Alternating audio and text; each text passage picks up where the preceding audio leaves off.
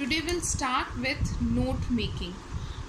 As such, note making is not new for you because note making आप notes बनाते हो, जैसे आप चाहे साइंस का, एसएसटी का, मैथ्स का, इंग्लिश का, you are already prepare notes, but that you when you are preparing for yourself, that is only a rough part, but there is a format what we have to follow when especially when it comes in your examination. So first of all we'll start with the note making. तो note making मेरे ख्याल से आपको मतलब समझ में आता है that exactly what it is now there is a particular format which we have to follow. Suppose कर लो कि ये अगर आपका एक शीट है, अगर हम मान के चलते हैं कि दिस इज़ योर शीट, तो यहाँ पर सबसे पहले आता है आपका टाइटल, उसके बाद जो पॉइंट आती है वो है हेडिंग, फिर आपका आता है सब हेडिंग, और थर्ड में आता है आपका की टर्म. ठीक है, this three four things you have to follow when you are writing the note making. The paragraph what you are getting, you have to only give your own title. ठीक है, secondly आपको उसका heading देना पड़ता है, third सब heading हो जाता है, देन की टर्म मैं आपको समझाऊंगी व्हाट एग्जैक्टली इट इज़, और उसके बाद आपको नेक्स्ट पेज पे या उसी पेज पे आपको लिखना पड़ता है समरी इसका.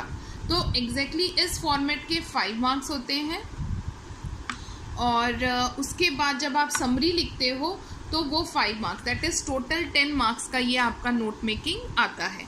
समरी में भी आपको पता है समरी कैसे लिखते हैं, that first of all you start with the title and then summarise the statements whatever given in the paragraph. One thing you have to remember, the title what you are giving in the note making and the summary should be same. ऐसा बिल्कुल नहीं करना है that here I am giving the name of the title is XYZ and here I am giving the title that is ABC. So this is wrong. You have to see this thing only. Now coming to the next part कि अब हमें क्या क्या चीज़ें याद रखनी होती हैं. हेडिंग फॉर एग्जाम्पल से मैं आपको समझाती हूँ कि हेडिंग में मैंने जैसे यहाँ पर लिखा, एग्जाम्पल लेते हैं हम वर्ब्स का या टेंसेस का ले लेते हैं, तो टेंसेस मैंने यहाँ पर हेडिंग दे दिया. अब मेरा जो टेंसेस का हेडिंग है वो है सपोज फर्स्ट पॉइंट में प्रेजेंट टेंस. ठीक है, अब फर्स्ट पॉइंट मेरा प्रेजेंट टेंस है, this is my heading. Now if I am to giving a more sub heading, जैसे इसके सब हेडिंग्स होते हैं 1.1 भी लिख सकते हो, सिंपल प्रेजेंट. ठीक है, तो आपने देखा कि मैंने फर्स्ट पॉइंट यहाँ स्टार्ट किया था, whereas 1.1 I just and started with the from here. इसका मतलब ये है कि फर्स्ट पॉइंट मेरा ये है और इसका पॉइंट ये है.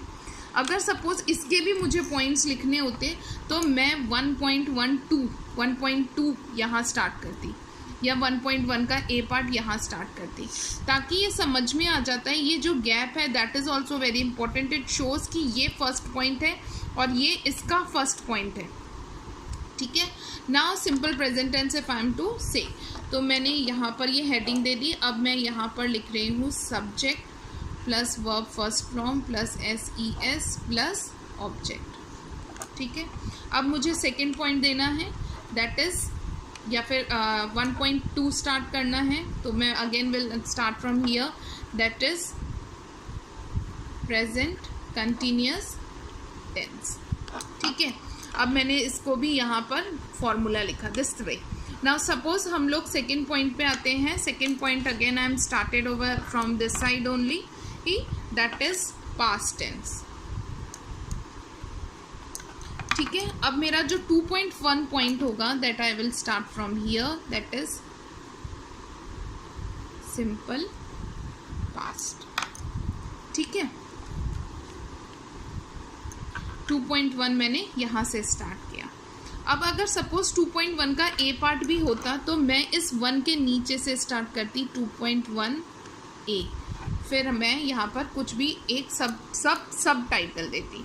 दिस इज हेडिंग, ये टाइटल है, ये ये हेडिंग है, ये इसका सब पॉइंट्स हैं. अब अगर इसके भी सब पॉइंट्स भी होते तो मैं यहाँ से स्टार्ट करती। तो जहाँ पर मेरा ये फर्स्ट ख़त्म हुआ है, यहाँ पर you can see that I started from the next line from here only, that it shows कि मैं ये गैप मेंटेन कर रही हूँ. This gap is very important, you have to take care of this point. अब यहाँ पर आपने दे दिया. अब मैंने यहाँ पर डिस्क्राइब किया था की टर्म. की टर्म में आप अलग से हेडिंग डालेंगे, की term. Now the important thing, आपने देखा कि मैंने सब लिखा है यहाँ पे. इस सब का मतलब मुझे तो पता है, बाकी दूसरों को नहीं पता होगा. तो इट शोज सब्जेक्ट. ठीक है, यहाँ पर मैंने V1 लिखा है, दैट मीन्स वर्ब. ठीक है, यहाँ मैंने OBJ लिखा है, दैट मीन्स ऑब्जेक्ट. तो ओवरऑल ये जो एब्रीवेशंस में हम लोग यूज़ करते हैं उसको हम यहाँ पे डिस्क्राइब करते हैं कि एग्जैक्टली आपने कौन कौन. वैसे तो यूनिवर्सल एब्रीवेशंस ही यूज़ किए जाते हैं, बट इवन देन हमें ये डिस्क्राइब करना ज़रूरी है. Now the important thing is that कि जब आप ये चीज़ें लिखते हो तो always remember that you don't need, जब आप नोट्स लिखते हो तो you don't need to frame each and every statement. You just conclude with that कि हाँ आपको समझ में आनी चाहिए. जैसे फॉर एग्जाम्पल मैंने यहाँ हेडिंग लिखा तो आपको समझ में आ रहा है that you are to write over here heading.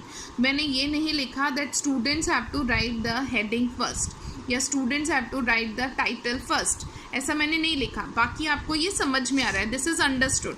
So this sort of language only we are using.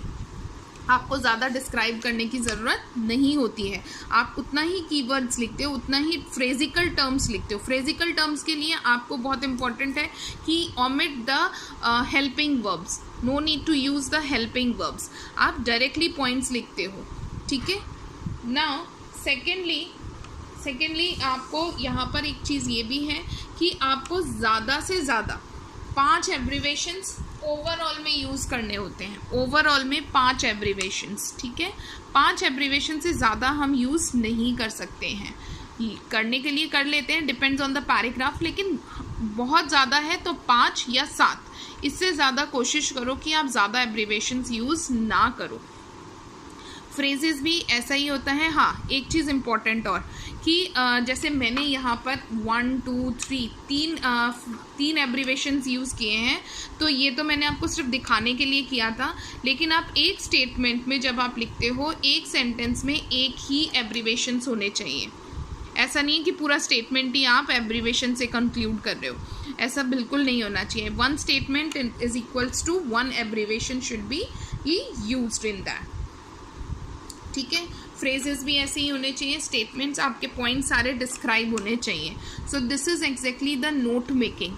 I feel you will understand. Yes, I am sharing some examples also. Kindly go through the examples so that it will be easier for you to understand it. Even then, if you have any doubt, please ask. Thank you.